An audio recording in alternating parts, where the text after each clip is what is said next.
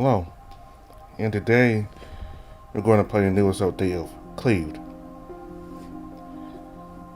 So the last update ended with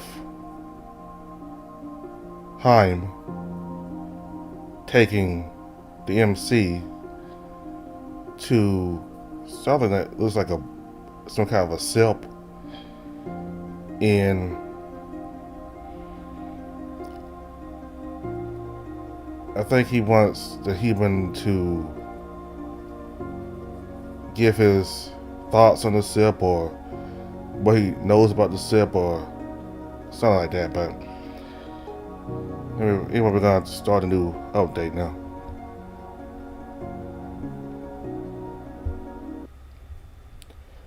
As the door closes, Haim soon approaches me. How about we start with a tour? Sounds like a perfect idea to me. Where do we start? Because if I have any say, I would love to have a look at how you manage to produce an energy source that powers the lighting. How about I start with something a little more bold?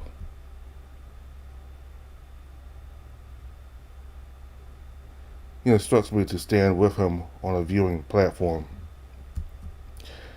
Looking out from it, I can briefly see a divot in the flooring, and in it sits a wooden marvel of a boat. Its unique painting and metallic embellishments do much to catch my eye. Forward, we're testing the SIP again.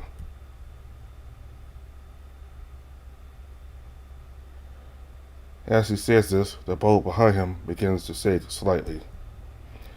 After everything I've seen, I find it surprising that this would be more interesting than medieval society with an energy source. My thoughts, however, are immediately blown to the back of my mind. What I presumed were to be seals on the underside of the boat, seals in the outer circle begins to glow blue. It slowly but surely lifts into the air.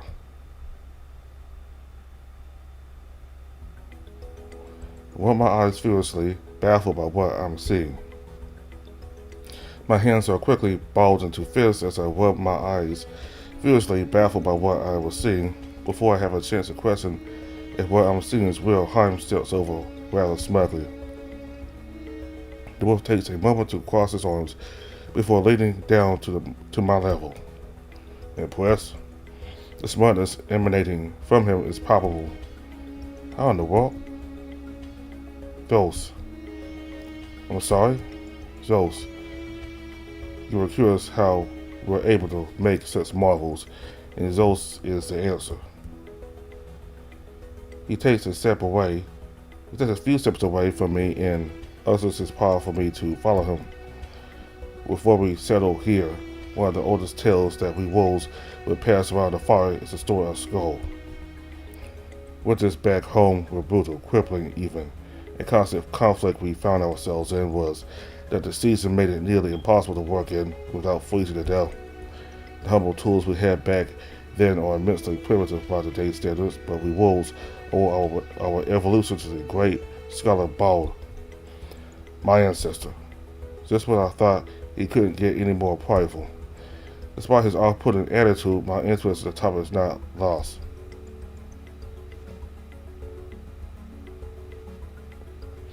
As the tour continues, we stroll past a pair of wolves huddled around a table. They seem to be working closely with a torch or some sheet metal. It's because of him that these inventors can go about bringing their ideas into reality. That's incredible. What are they working on? I decide to inquire about the two other wolves I see, tilting my head over in their direction as I ask Haim. Those two are actually some of Fist's wolves. They're not doing anything too special, it's just something to do with some kind of filtration system for gas and water. They have this idea that with the right machinery, they can create some kind of facility that can help with crop growth. I'm imagining the full picture in my head. The application would be incredible.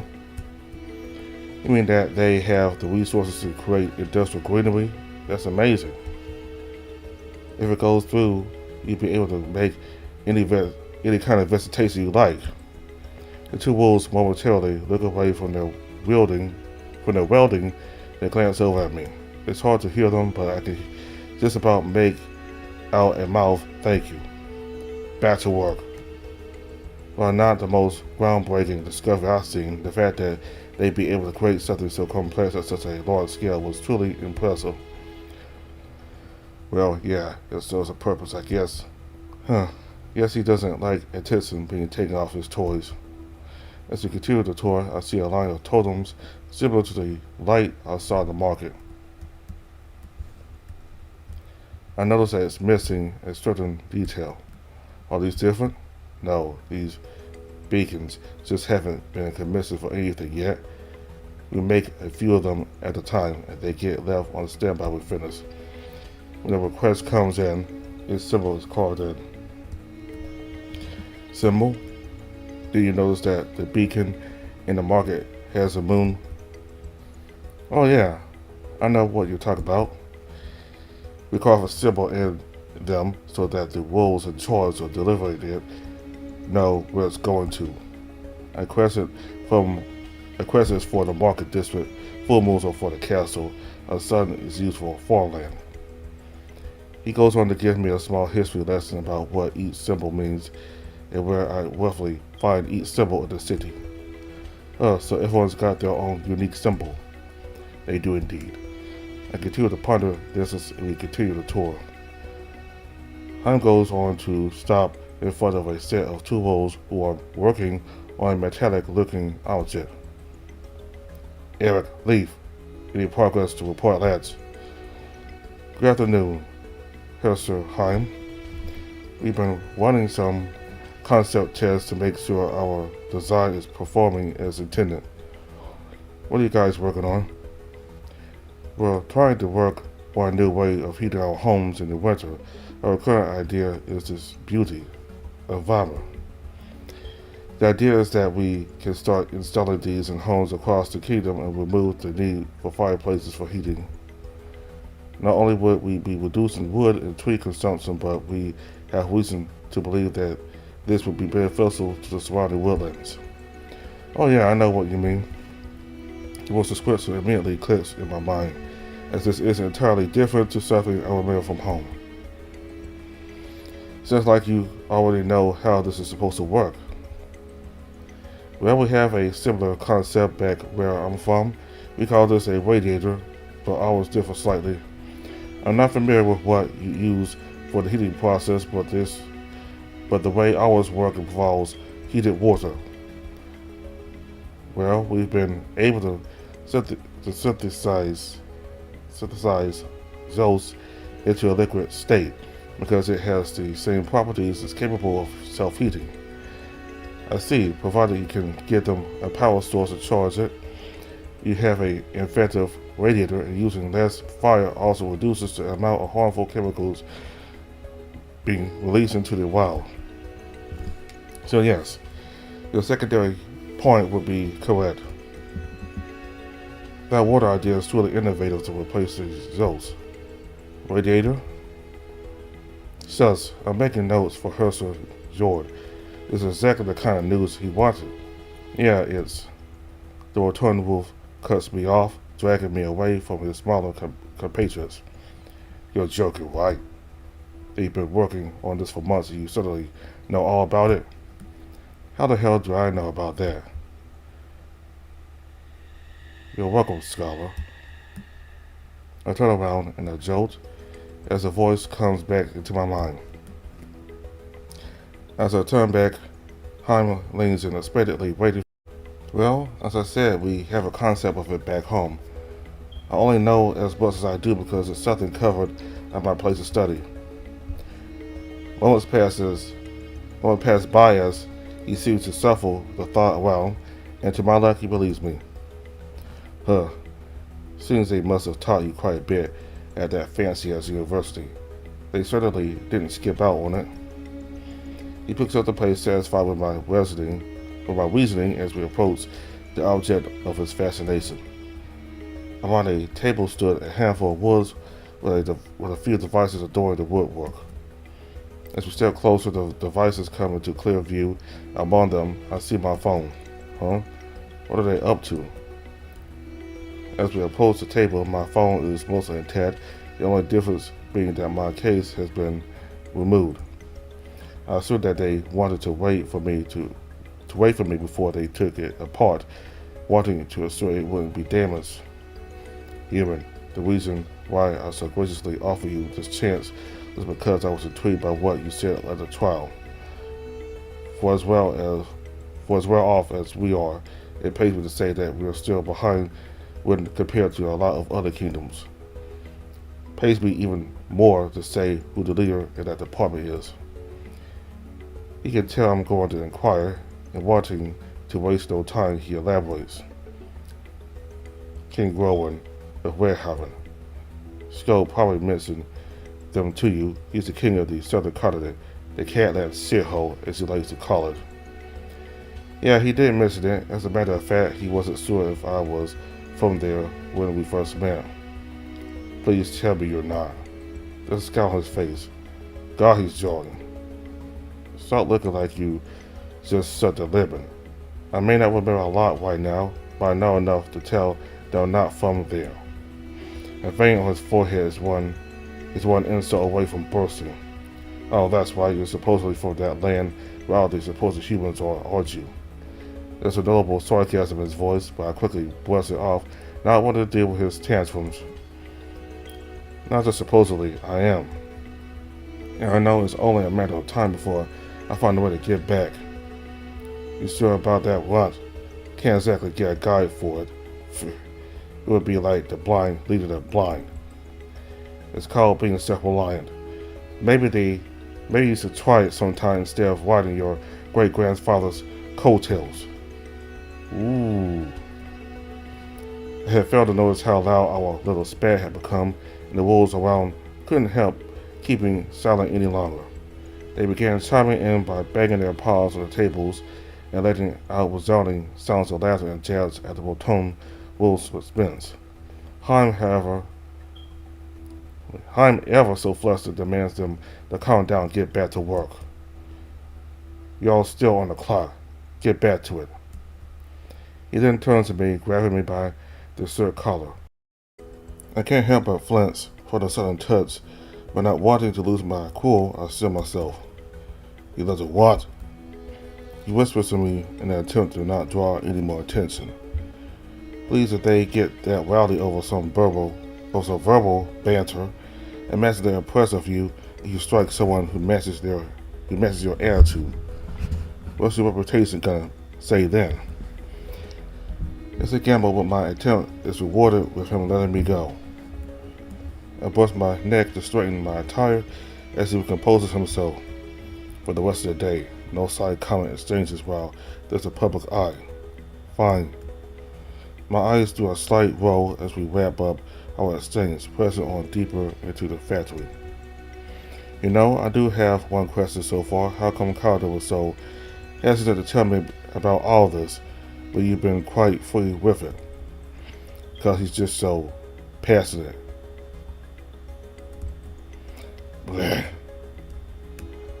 Only scholars, builders, and the royalty are important to get to know about Jos. He probably did it to one, not overtax your brain with knowledge, and two, see if I deemed it necessary to tell you. Is that because I'm working for you? Ooh, careful, he's learning. His passive aggressiveness aside, I appreciated his answer. Is he right, Carter? Do you really not tell me for my sake? Heim proceeds to snap his fingers, snapping me out of my thoughts and getting me to focus my attention on the table with my phone once more. As you can see from the many displays around the shop, we're not savages. Now, I even go as far as to say that there is no other kingdom that has such an advanced transport system. However, other kinds like the Felix have held an advantage in areas such as communications, entertainment, and most annoying of all, trade. Heim gives a nod to one of the wolves around. the table of the activated screen. On it was a display of a tall building. They are able to do this by being the pioneers of the relay towers. A vast majority of the major kingdoms have these as a way of communicating with one another, but it's highly limited. Also, due to the distance, the towers can only communicate with one another or with the devices only in their vicinity. So you can use your tower to talk to local devices like the screens, or you can contact other kingdoms, but there's no overlap. Precisely, with how well we get on with the fields. You can imagine that part doesn't get used very often. Okay, how's my phone going to help? You claim to have a device that essentially acts as a portable version of our towers, that fits right in your palm with the power to communicate with others oceans away. No less. I want you to show us how it works. If we get it to work, the possibilities for improvement on our own towers are infinite. I see. Looking down at my phone, the idea of doing what they're asking would seem impossible, but there's a strange familiarity to it. For a moment my head begins to pound a slight bit, my brain racking itself with a faint memory. €200 for a screen fix and a battery repair? That's ridiculous. Our prices are not without reason. If you don't want it, I suggest you go somewhere else. Oh please, for that much money I could fix it myself. You go ahead and do that then. Is that me? This vision skips ahead a slight bit, seeing myself in a familiar room. As I look down at what I'm doing, I can see that my phone has the front screen removed, a heater off to the side. The past version of me is desperately searching the drawers of a desk, finding a small rectangular shape. I knew I had a spare battery in here. He quickly finishes up his customizations and modifications to the device, and I watch him reseal the phone. Brian. He holds down the power button and the phone turns on with its familiar startup animation, proving he was successful. Brian. What in hell was that about? Sorry, I was just going over what I need to do in my head. Seems like a memory. I better put that to good use then. The two wolves that were building that heating device, is there any chance they have a smaller version of it? One that can be used for practice? Where are you going with this? In order to get to the broken parts, I need the heat of my phone. Finn, Ivor, bring the prototype Varmer over here. As the two wolves approach, I instruct him to turn on the heater and place my phone over it. It doesn't take long for the glue to loosen enough that the screen becomes pliable. I look around the table, familiarizing myself with the tools that were out, and settle on a pair of tweezer-like pliers. Skinny enough to fit into the gap, but not too big that they cause damage. With the layering undone, the unseen electronics are now on full display for Hyman and the interested group of wolves behind him. So this square here is the battery. That's what I need to charge for this to work. The wolves around me stare fascinated murmurings, Hyman taking a more calculated look at the components. How would we go about using this to contact our devices? I imagine you need to have the same kind of tech you have for the screens. I'm not sure how they work, but they must be connected to the towers for them to function, right? That's correct. I'll have one of the labs explain it to you properly, but are you confident your device can handle JOS? Any of our devices that require energy only use that due to the efficiency of it. I don't see why not. If the power source is small enough, we can test it if it's possible. Han turns back to another wolf. Give me our smallest JOS receiver and some of the template wiring we use for the lighting. The wolf nods in understanding, begins to walk away from the table, swiftly returning with the requested items.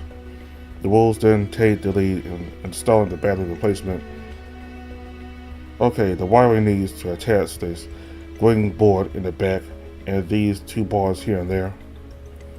The wolves follow my instructions, giving me chance after chance to view their progress and ensure that we're on the same page of where everything went.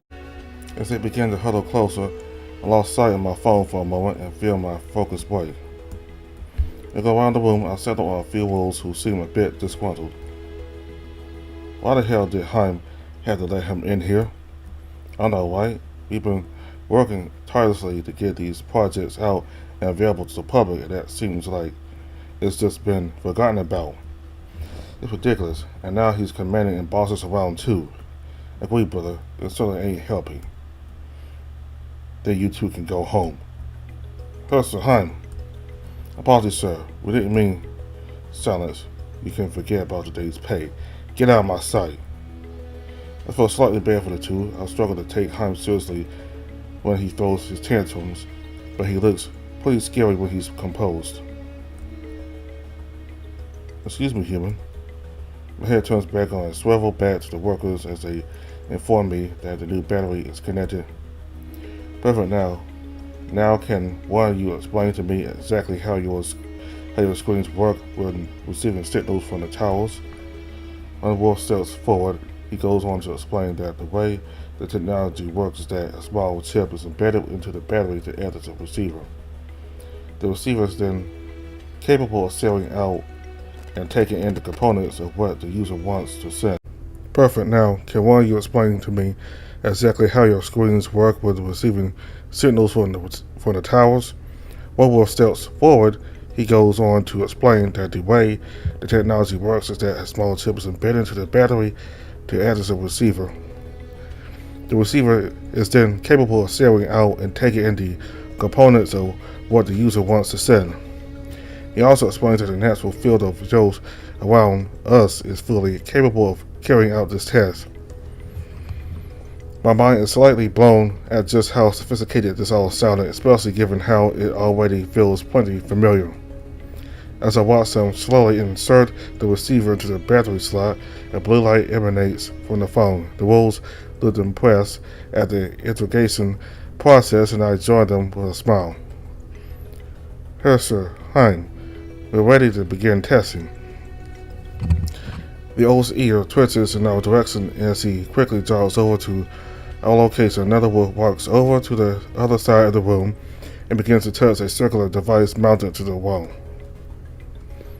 That's a large-scale receiver. If we ever need information shared to us on a device that can display a screen, we can activate it. Everything's ready to go on our end, ready to activate the F-on.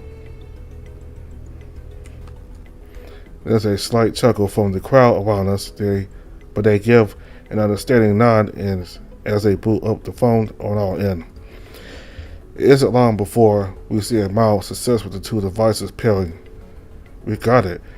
They're synced. Now, do we know if comms will go through?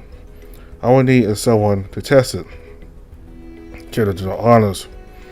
He looks over at me, and I sheepishly step forward, laying down to speak into the receiver. Testing, hello? In mere seconds, my voice is transported across the room and begins to emanate from the opposite device. Testing, hell. There's a mix of reactions decorating the room before Heim chimes in. Gods above, that close with one simple attempt.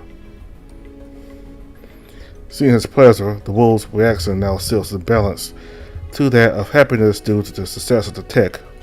Soon after, they gave around the table and began to discuss theories on how to overall connectivity could be improved. Some theorized that if the hardware was updated to have a more personalized receiver and additional microphone support, and improvement to the sound quality would come in turn. As Heim studies his workers' thoughts, he puts me to the forefront. You're the expert here, human. Do their ideas have any merit? It felt like I was a professor, like I was taking my place at the podium as I began a lecture that would undoubtedly prove fascinating for my students. In my discussions with them, I failed to notice the sun setting through the warehouse's windows. I felt good to have my brain plotted in such a way, bringing back a strange familiarity to my once clouded mind. So, with the new receiver adapted for this device, we should already see significant improvements in its stability. And how is the microphone coming along? We still need that for the improvements, yes? Yes, we still need to work on the overall adjustments, but with the human's help, I'm positive we'll have results soon. Perfect. Get set up for the night, lads. We have Herschel Heim. A scowl forms on his face from the abrupt cut off of the PA system. What is it, boy? The jerker is here for the human. He's busy. He's threatening to come in and drag him out if he's not brought to the door. Heim's face droops and I can't help but be mildly amused by his reaction. Tell him I'll be there, sword. Herschel Gare. I know it's official business, but we are close to a break. And knowing all, though, Gare comes through to the work area. Gods be damned. You know that I don't like you in here. Have you forgotten the pecking order, Grammar? That's completely irrelevant when I'm enacting an order from His Majesty. Herschel Home hasn't had opportunity to do a study on the human's biology. As such, until that happens, I've been ordered to ensure he's back on castle grounds by Moon's Peak. No time had passed, but I didn't realize just how much. I peer outside and see that the moon's glow is fading into parts of the factory. Must be quite a different feel from that windowless laboratory, huh? Fucking headache. Pushing past the feel of discomfort, I step forward and allow myself to get a full view of the masked wolf. Now, are you gonna dismiss him, or am I gonna have to completely ignore you and carry him back? Can he really carry me in that spear? Distractions are probably for the best if it helps take my mind off that insufferable voice. What would that even look like? Bridal style or like a ladder? Bah. Fine, if I must. But tell His Majesty that I want him to have that medical assessment as soon as possible, not letting something like health and safety impede me. I'd laugh if I knew he was being sarcastic. When you're free to go for the day, have someone report back to me when you're cleared for a night shift. He aims his gaze at me before returning to the work table. Right, I want us to refocus on combining our comp. His voice trails off as Gare slowly starts to escort me to the exit. You're not human. Take it easy, human. See you again, humus. Oh, thanks guys, see you soon. Lost in my own world, Gare opens the door to the warehouse and lets me step out. Look at you. Here for a few hours and already walking away with friends. And I don't think I'd go that far. Please, everyone's a bit skeptical about you, but for you to get goodbyes, you must have done something special. Maybe. As the door slams behind us, I can audibly hear him stifling. Also, he's back in work mode.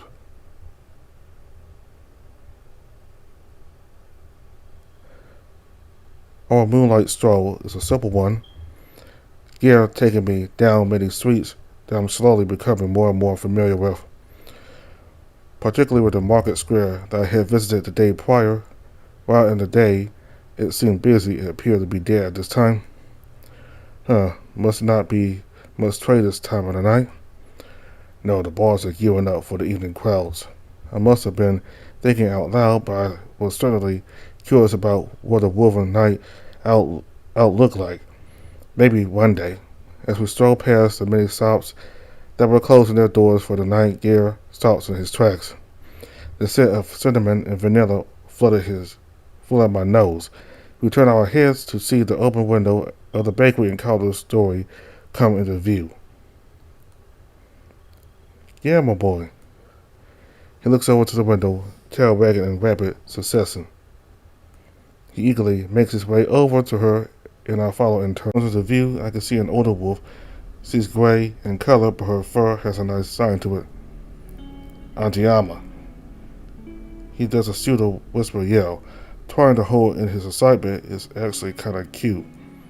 Oh dear, I didn't see the visitor. She raises her paws to her muzzle and sock as she seems to try and create her own excitement knowing of the wolf situation. Hello, human. Seeing me, she focuses her attention. Hello? God, I gotta get better at greetings. If you don't mind, dear, I'll do the talking with you so Mr. Tall, Dark, and Brooding can keep up that appearance. The wolf next to me cracks a smile as I work on setting my awkwardness aside as I continue the conversation without any hitches. Of course, as long as that doesn't cause you any concern. Oh, please, dear, I could care less about that.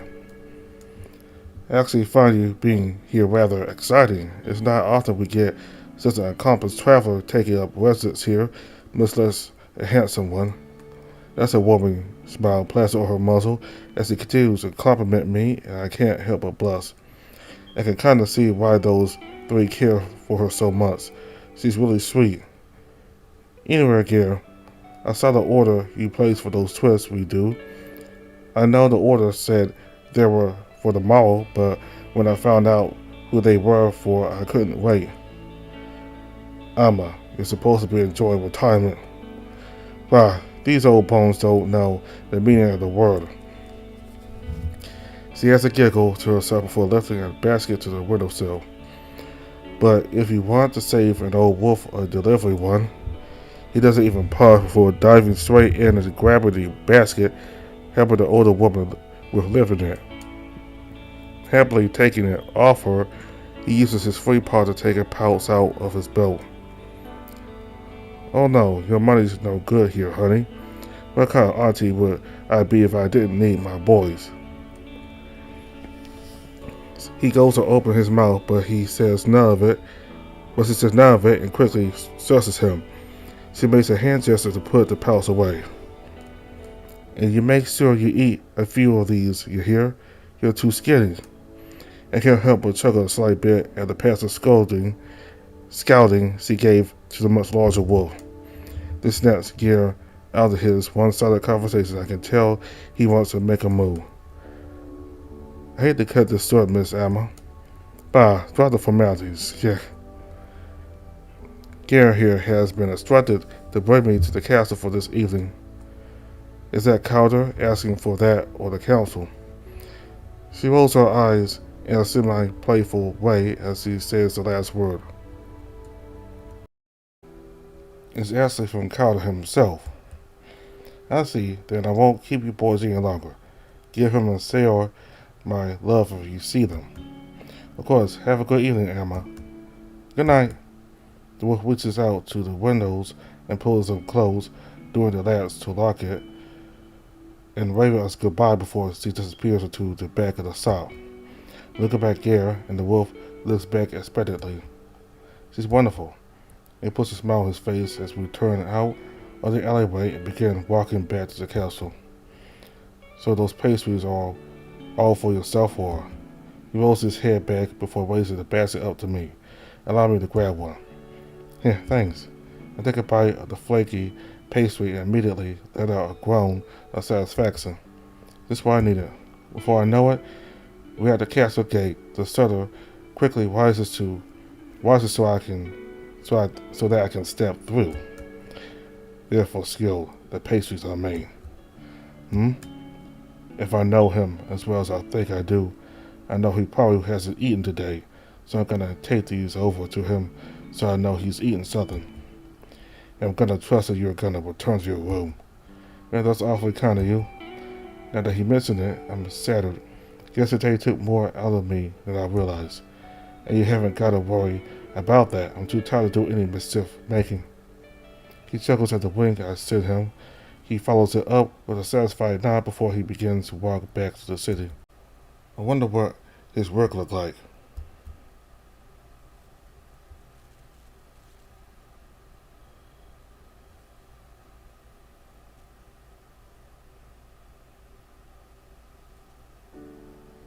Home sweet home. Even on my own, I can't escape my sarcasm. Rather defeatedly, I made my way over to the couch, taking another bite out of my pastry. I started thinking about the day I've endured. In a day, I managed to jury rig a phone set up, impress a bunch of wolves and their boss, and confirm that I got some use to them. If I got arrested, got put in a place for hardened criminals, and then got put on trial where I could have been locked away forever. Jesus fucking Christ. A single tear rolls down my face so I could feel the anxiety suddenly start to build. Getting up from the couch, I strolled over to the kitchen sink and attempted to get a glass of water. I grabbed the closest one and make my way. In my haste, I didn't get a firm enough grasp of the glass and I had to watch it shatter into multiple pieces on the floor. In my heightened state, something as small as this just pushed me over the edge. Setting down all other emotions, I pressed my back into the cabinet and sank to the floor, pulling my legs to my chest to cradle them as I focused on breathing. My heartbeat begins to echo in my ears like a drum, my palms turning clammy as I feel cold sweat coming in. And as every second passes, I feel as if a force is growing inside me, slowly squeezing me and repeatedly making it harder to breathe. The surroundings begin to blur, dulling my senses further as a state of unreality is forced upon me. Rationality in this moment crumbles as a sense of impending doom takes over, and my thoughts turn into a chaotic whirlwind of my worries and fears. You'll never get those memories back.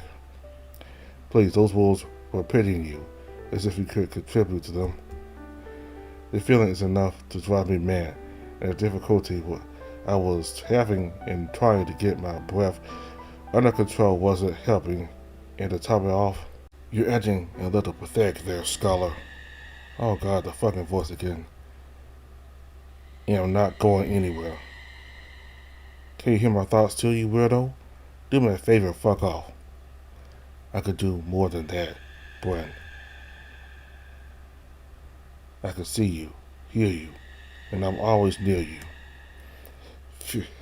You're trying to tell me I'm talking to God? Huh, maybe I was all-knowing. You have a leg to stand on. Then what are you? There's a pause from the figure as I feel the saddle set in. The feeling is otherworldly, but the sensation of the darkness taking over levels out of my previous anxieties, and I feel a strange comfort as a small light appears. Before me, a pool of a black, ink-like substance puddles in front of me. From the center, a shape seamlessly begins to form. A creature clawing its way out of the substance as it finally forms in front of me. Maybe I'll tell you what I am someday. Maybe I won't. If you're smart enough, maybe you'll put the pieces together yourself. But that's not too important right now. What is important is that you caught my attention. The reason that I can't consider myself all-knowing is the simple reason that your actions are an anomaly to me. And I'm very interested to see how it plays out. What are you even talking about? I'm talking about something new. I spent what must be eons waiting and watching the same kind of events over and over again, but this is truly the first time I found myself drawing a complete blank as to what could happen. I found new entertainment. You sound delusional. And I might be, but uncertainty I know that I'm invested in you. How about I'll sell you a taste of it, my investment? How would that work? Just like this. Like a specter, my consciousness slips from the void and I'm left to stare at two individuals who are seemingly walking around the facility of some kind. I'm brought closer to the pair and a wooden sign comes into focus behind them. Rockford Hills University. Wait a second. My head begins to ache as the words of knowledge makes its way back to me. This is my university, but what exactly? So, how are you settling in? I'm not gonna lie to you, Sanders. It's been a bit rough. You don't say. The two of them serve as a distraction, but I'm immediately drawn to the taller of the two. Despite him being the figure of interest, I'm immediately taken aback by the sight of a familiar ginger hair and a set of black, rounded glasses. Holy shit. The two of them take a sip of their coffee before turning around, beginning to walk toward me. It's baffling. I mean, you see my transcripts. Yeah, a humble kid from the sticks. He used to fix phones and design automatic machines he's now working on. Wait, what? Yeah, I know it sounds crazy, but I really think I can pull it off. I'm not saying you can't, Brian, but I'm curious. Why are you studying? I mean, is there not something you could do that focuses more on the here and now? See, that's the thing. I know I could, but with literally great, and I think we could learn more from. I mean, think about it. We could spend decades being stuck. That might be too late. Whereas with my research, we could directly and what the hell? Why can't I hear them properly? No matter the distance between us, parts of the conversation continue to be deafened by a strange source. Well, I do see your point, Brian.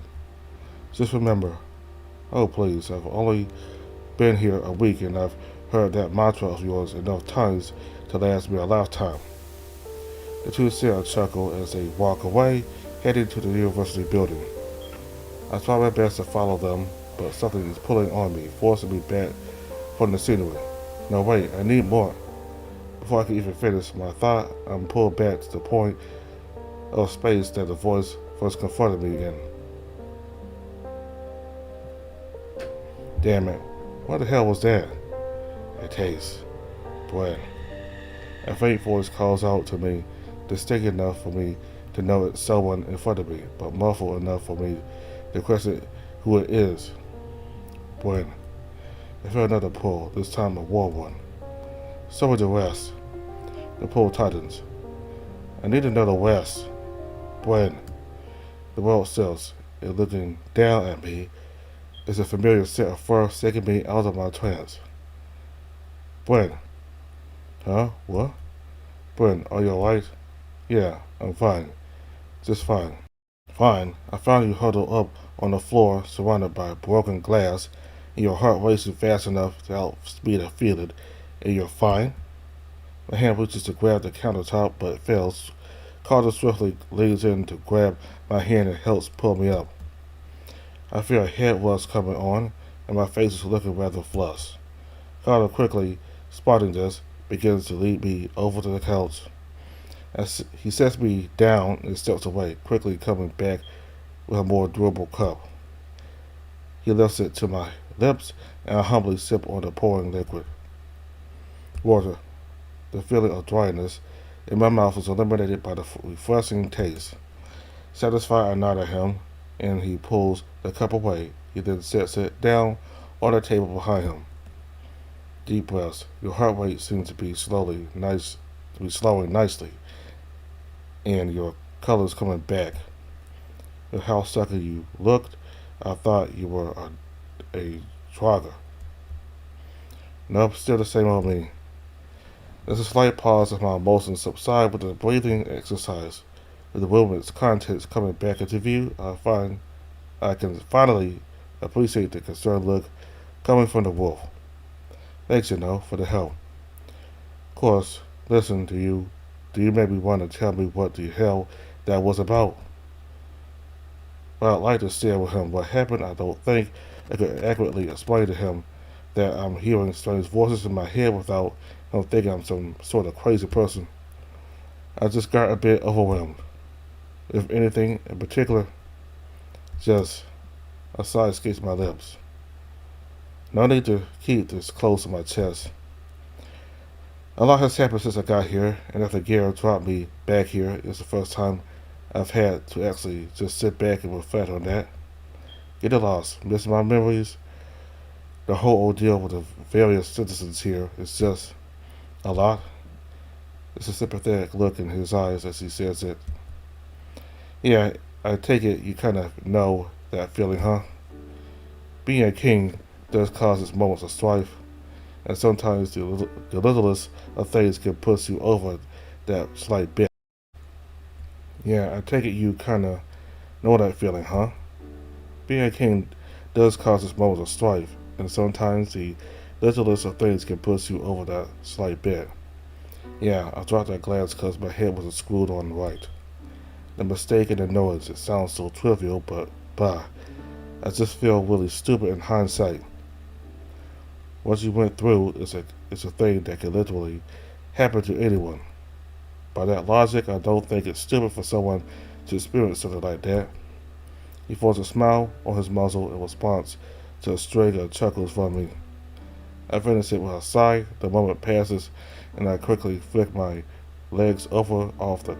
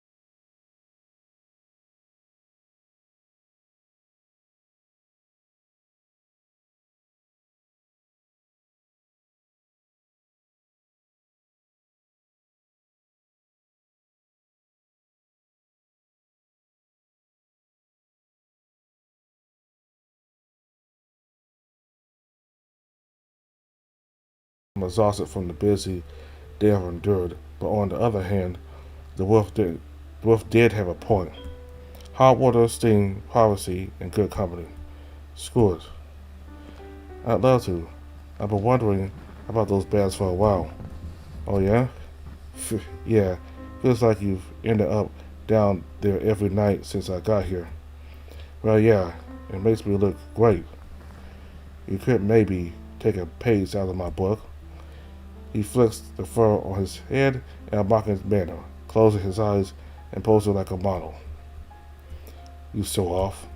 The wolf's humor is infectious, and I can't help but join in on his tomfoolery. I pick up a cushion from the couch before he has a chance to open his eyes. I launch it right at him. It connects with his face perfectly, and I'm left the fist pump the air from the direct hit. Bullseye. He coughs and brushes his face down. So immature. He looks stern for a second before smirking as he ushers me over. You coming in? After you. Perfect. He then promptly leaves, tapping out and waiting for me to follow. As I get up from the couch, it takes me a second to find my footing, awkwardly stumbling toward the door.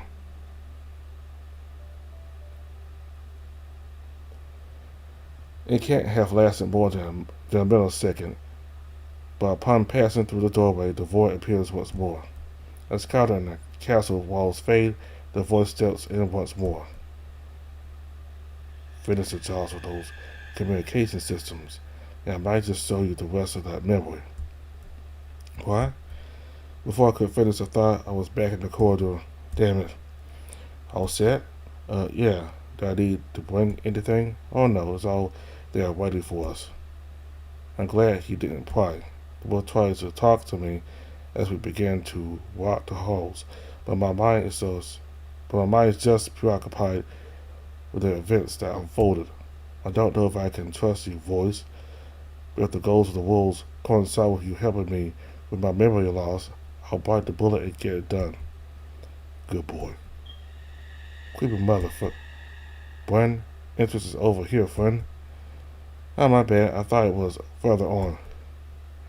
He shoots me a concerned look, but I smile through it, eager to take a dip in these waters.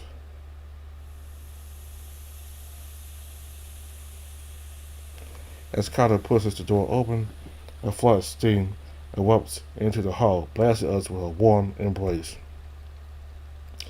There's a joint sigh of relief between us as the water's properties are already hitting us.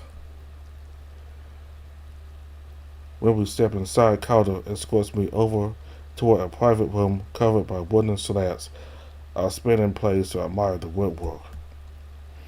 Upon further inspection, I see there are storage slots, two of them holding a towel in them.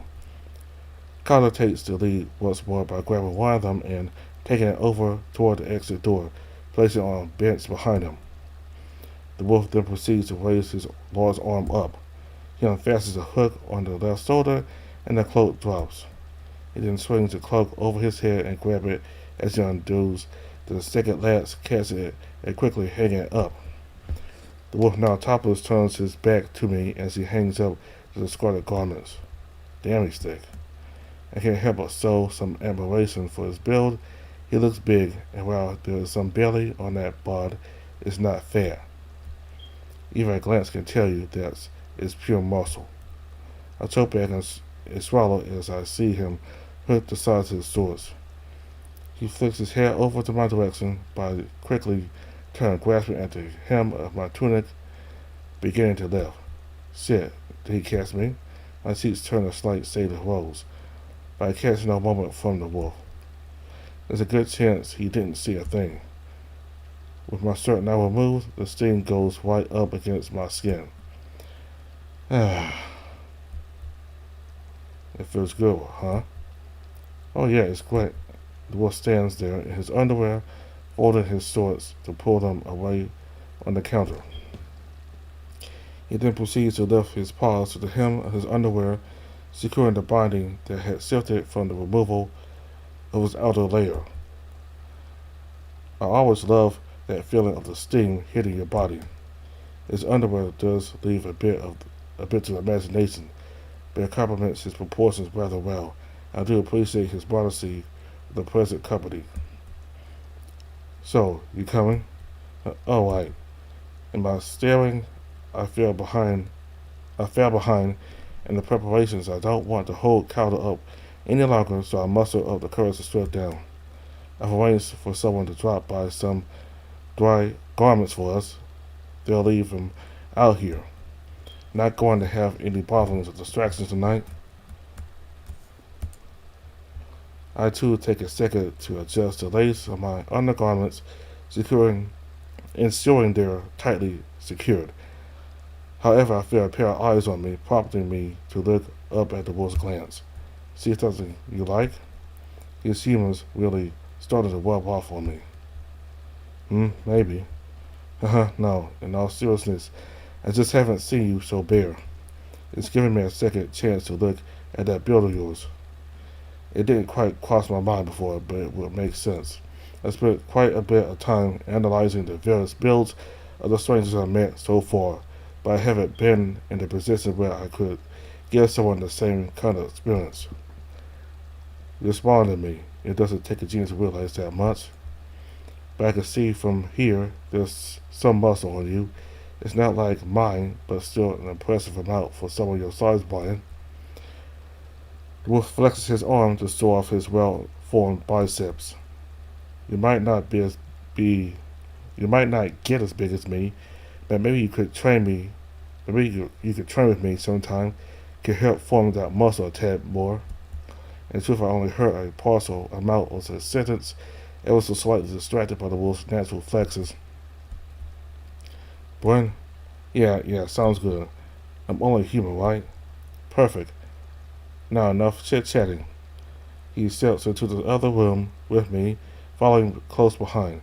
The steam takes a moment to dissipate, but as it does,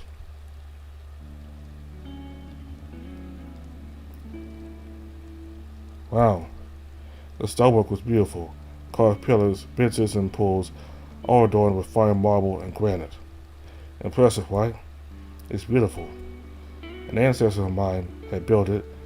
When he was designing the castle, he wanted a place where the residents here could get some relaxation. Can't be a bit of steam therapy. What's good for the coat is good for the soul. He stopped in front of one of the pools, setting his towel down on a nearby bench. I set my own down and sat closer to the water, dipping my feet in to test the temperature. While I saw some hesitation in getting in, Carlos showed none, cannonballing into the water and sending what felt like a tsunami back at me. Shit, that's hot. Sure, stop being such a pup. Sooner you get in, sooner you'll get used to it. In a quick motion, I lowered my body to the ground and slid my legs over. As my hands tuck in, I feel the bottom of the pool under my feet and my grip loosening, and allows the water to carry me out to catch up with the wolf. Started to settle? Oh yeah. And taking a minute to myself to float around in the water, the floating sensation itself had a haunting familiarity to it. There was that initial feeling brought on by my feet going out from under me, but now it was different. This time there was a sensation of connection. There was a sense of connection, a gentle warmth that ever so delicately held me in the moment. My hair began to untangle and spread out in the water, the pores beneath being embraced by the warm water.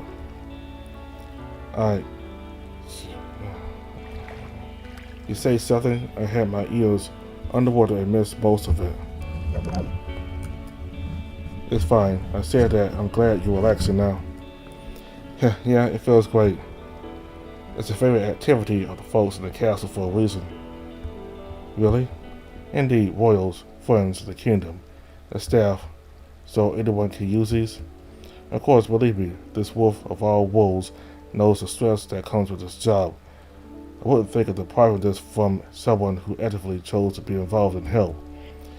There's one stipulation, however. I keep this side private for myself, my associates, and any invited guests. How come? I like to have a bit of privacy. There's no peering eyes and ears in here other than the company you bring in, and I find that it gives a sense of honesty. A sense that anything, regardless of its significance, can be discussed. Interesting. Something on your mind? Yeah, there was something I wanted to talk to you about. A few things, actually. What's on your mind?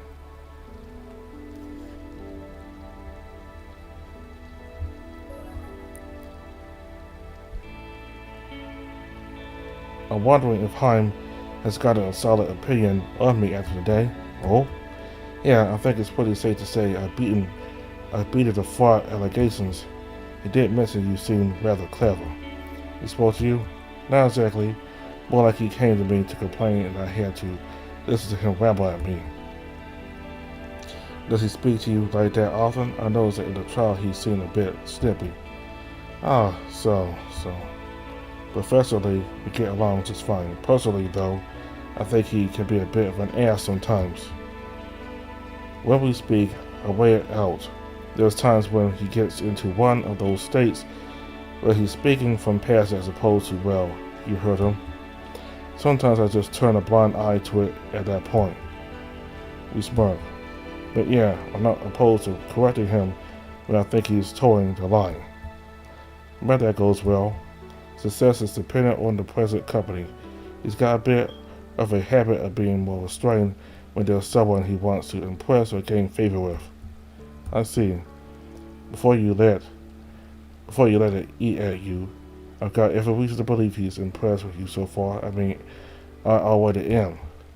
Is your sweetness unintentional? Surely it has to be on purpose sometimes. Thanks. I appreciate it. My turn to ask you something now. I know you didn't have a lot of options at first, but do you like the work Haim has you doing? I'm still trying to figure out what else I could offer, but no, I do. Don't blow it, Scholar. My eyes widen as I rise up from the water.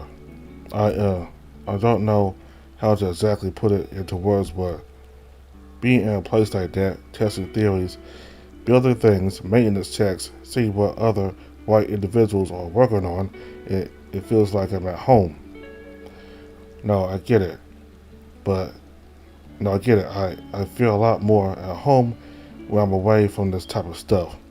Traveling, being with good company, there's a lot of things I'd rather be doing because they just feel more natural to me. We share a glance, appreciating the mutual feeling shared between the two of us, a comfortable silence setting in soon after.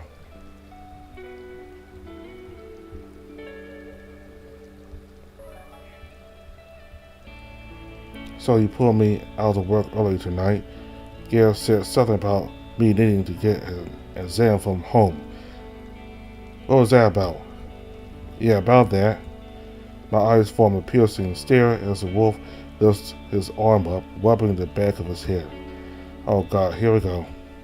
Well, I know how intense Hein can be. I just wanted to make sure you were gonna get an adequate break and time to recuperate. For my sake, I hope Hein doesn't hold that against me. Hell, do I even need that exam? I mean, I'm not gonna force you, but let me word it this way to you. Home is really interested in your body. Charming. Tell him to buy me dinner first. Not like that, you pick. As a Lakeneer, he has a natural attraction to knowledge, and that attraction has been stagnant for a long time. But now there's a new creature he knows next to nothing about living right next to him. Creature, huh? Put it this way, if you go through with it, home is happy. It will know that there'll be no issues with you working. Provided that's the case, I'm sure Hein will be immensely happy. And, well, if something were to happen, I will know how to take better care of you. God, this man. Yeah, I certainly can't argue with that. If it means I can get back to work quicker, so be it. Is he nice, caring about you like that? What do you think we can schedule it? Leave that to me. I'll let you know as soon as I have confirmation from him. Might even be able to set it up for tomorrow morning. Sounds good. He leans his head back, placing it on the marble as he begins to look up to the safe ceiling. Wondering what he could be staring at, I follow suit, seeing the carved tiles above us. They're star patterns. They're pretty.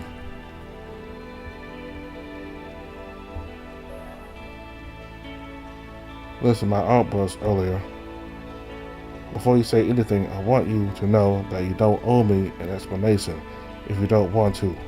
I don't know what the exact kind of spirit you're dealing with is, but I know it must be a powerful one if it can bring you down like that. You can certainly say that again. I don't want you thinking I'm going crazy or anything. Yeah, I might be, but that moment was just a culmination of a lot of stress. Deep breaths first. I do it to instructs, familiarizing myself with the space I'm in, then going back to a level of clarity. I'm fine. I just wanted you to know that.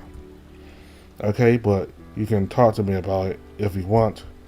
Maybe in time. I don't really know how to articulate what I'm feeling in a way that would make sense.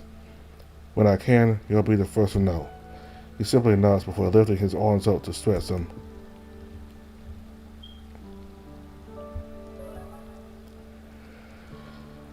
I'm wondering if I can ask you a favor.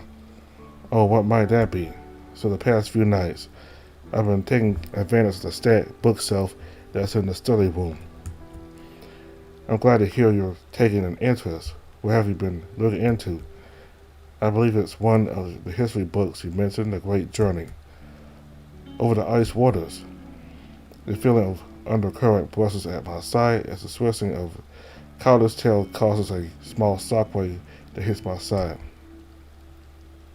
It used to be my favorite book series as a child. My mother used to read it to me. His mother? From our past discussions, I heard of the odd missing of his father, but this was new. Really? Yes, he was quite the narrator.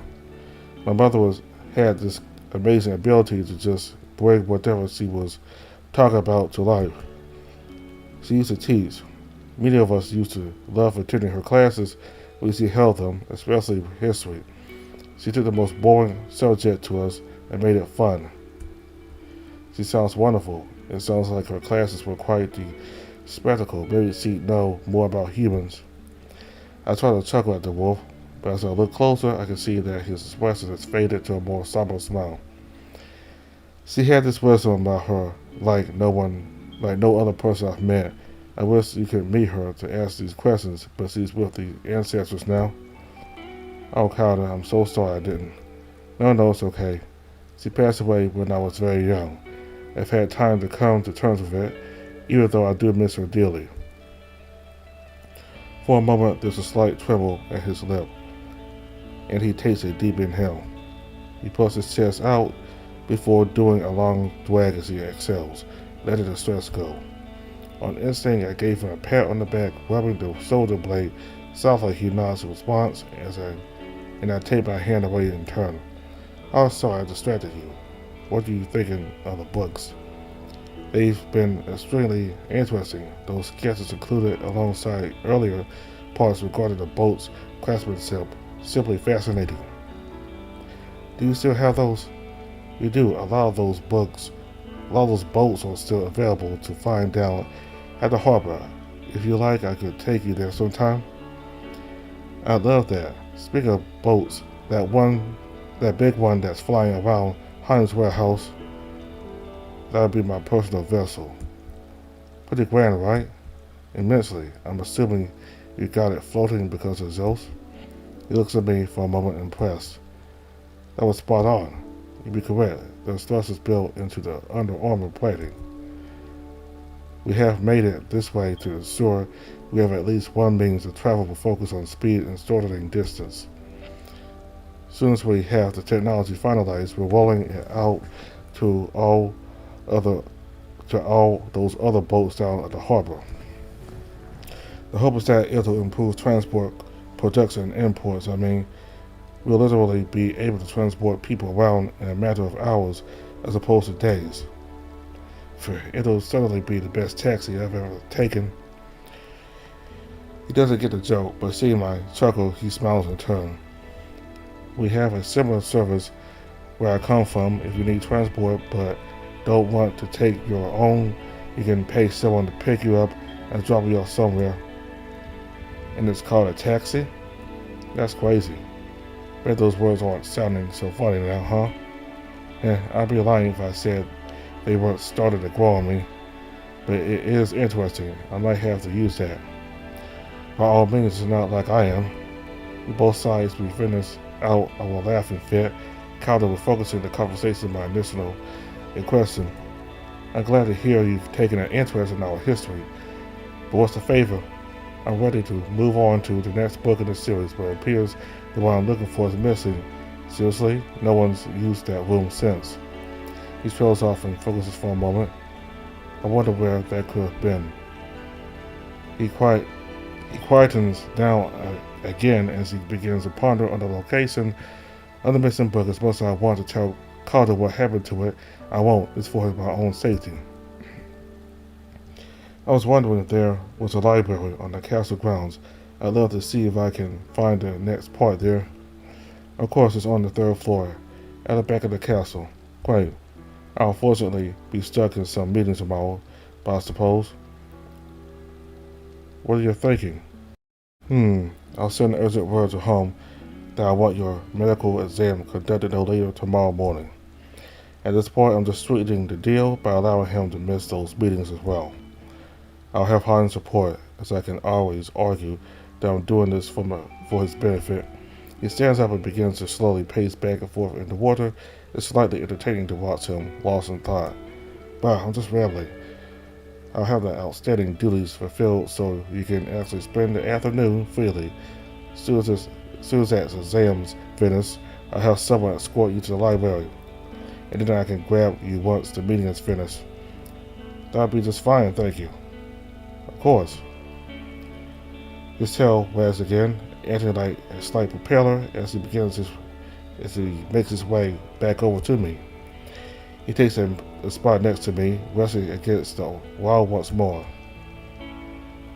With plans established for the following day, we relinquish ourselves to silence and join his company.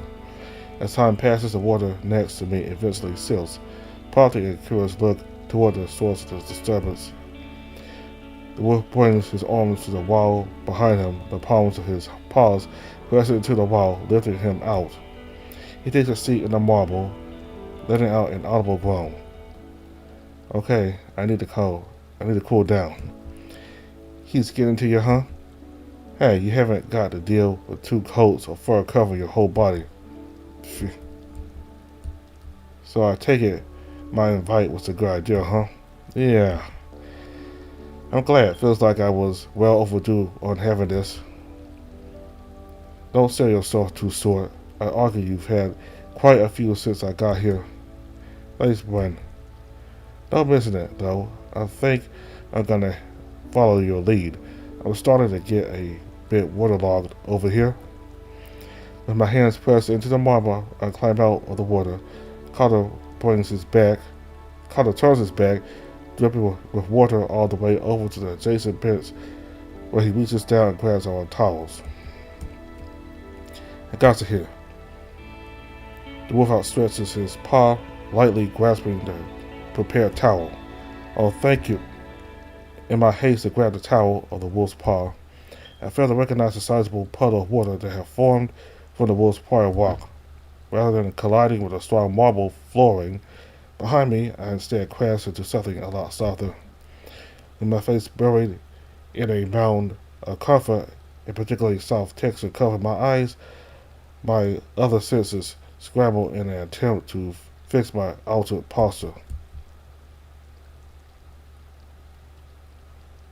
My hand quickly squeezes a sturdy mass, firm enough for me to secure my balance and allow me to push out and look at what I collided with. My grasp gives me enough motion to move my head upward to see what I've fallen into. My face immediately heats up, turning a shade of crimson after the yelp from the larger wolf escapes his muzzle.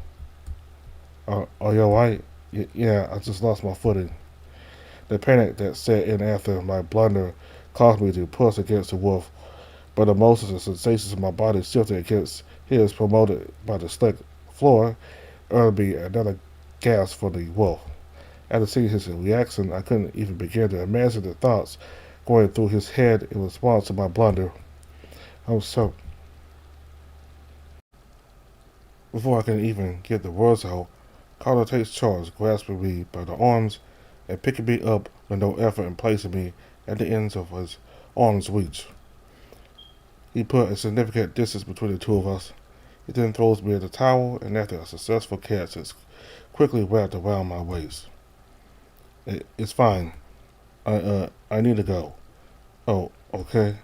I'll send someone down at first light to take you to Holmes. Good night, Brian. He then wraps his own towel around him, tying it off as he walks out the exit and leads me to my own company. Fuck. Smooth. Damn it.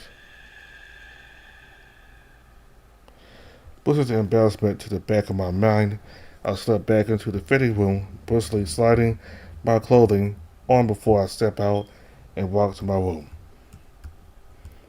How the hell did I let that happen?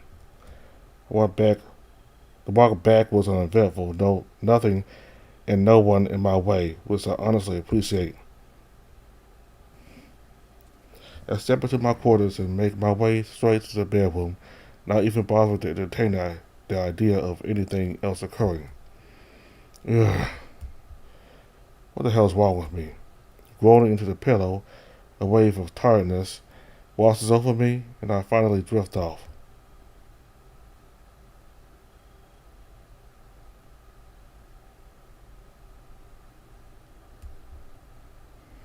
What the hell was that about? I paced the halls, immediately trying to get to my room as fast as possible. In my haste, I had left my garments in the changing room of the baths. Ah, King caught. Good heavens, boy, get dressed. Spectators be damned. At least I grabbed a towel. Seymour turns his back and heads back into an adjacent corridor as I reach the staircase, stepping into my room. My towel was torn from my waist and immediately discarded. I jump into my bed and let a scream escape my muzzle, having it muffled by a pillow. The bath's heat has drained a lot of my energy, a normality for me that helps provide a comfortable rest after the long task that comes with my title. But this was anything but comfortable. The image of Brian falling into me plays into my mind over and over again. It's too much for me to just simply lay down and forget it. The feeling of him pressed against me, his tight grasp on my waist, his tight grasp on my chest as he tried to avoid falling. It's maddening, and it prompts me to climb out of bed and then pace between the walls of the room. Why am I feeling like this? He's a stranger, an acquaintance, maybe even a friend. Besides, it was an accident. It's not like it meant anything, and he didn't enjoy it either, surely. I make my way over to the kitchenette, turning on the sink and using the cold water to splash my face, attempting to cool down and refocus. I really need to get some sleep. I'll have to deal with this later. Returning to my bed, my head sinks back, hitting the pillow in a comfortable fashion.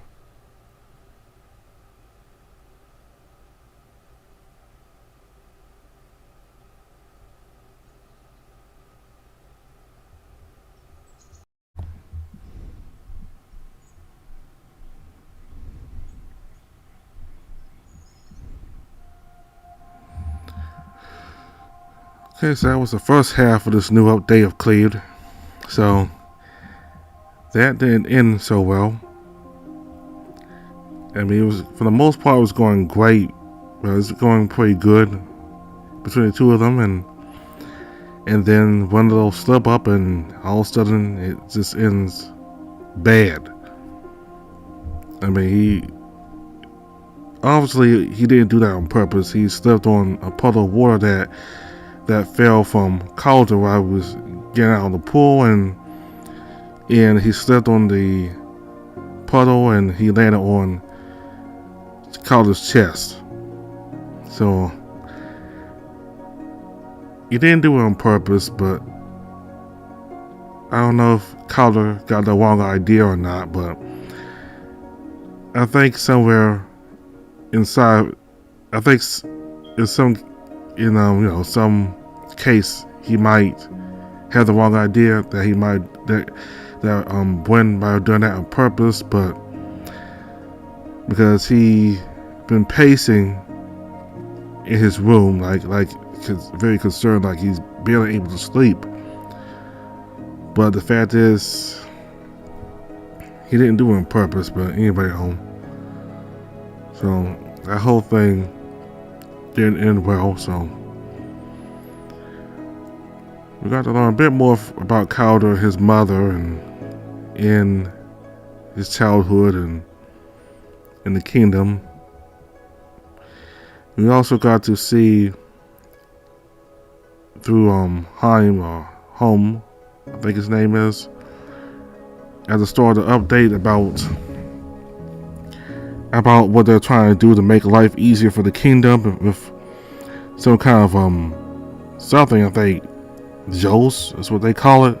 And I think they're trying to liquefy it so it could be used as a new source of heat to power people's homes. Like, instead of using it as, using trees and cutting down trees and all that stuff, and for firewood, they can use Jos as a new source of heat for the homes, and so that way they don't have to cut all the trees down and they can conserve the environment. So, and they also come up with ways to create something that has like a battery or something like that, but like a phone that Brian had. I don't know, but anyway, So this kingdom is not really all that primitive. You got some modern stuff in it as well. So we'll finish off this update next time. So thank you all very much for watching. Goodbye.